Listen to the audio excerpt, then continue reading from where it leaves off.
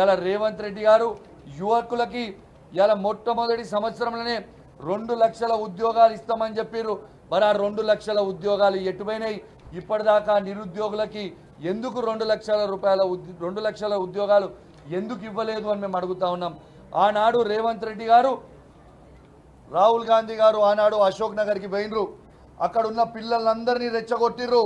2 లక్షల ఉద్యోగాలు ఇస్తాము, మీకు మొదటి సంవత్సరంలోనే ఇస్తాం డిసెంబర్ లోపల అన్నారు.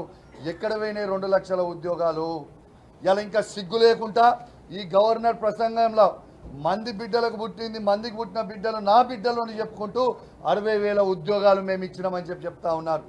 ఎంత సిగ్గుచేటు అని చెప్తా ఉన్నాను. ఇలా కేసీఆర్ గారు ఇచ్చిన ఉద్యోగాల్ని తీసుకుపోయి ఖైదాలు ఇచ్చి ఇలా మేము ఇచ్చినాము అని చెప్తా ఉన్నారు.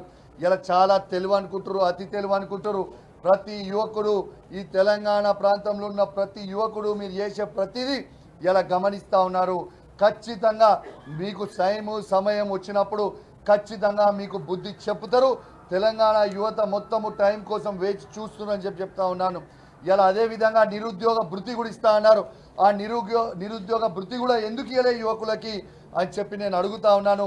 ఈ తెలంగాణలో ఉన్న యువత పక్షాన కూడా ఆ 2 లక్షల ఉద్యోగాలు ఖచ్చితంగా ఇవ్వాలి.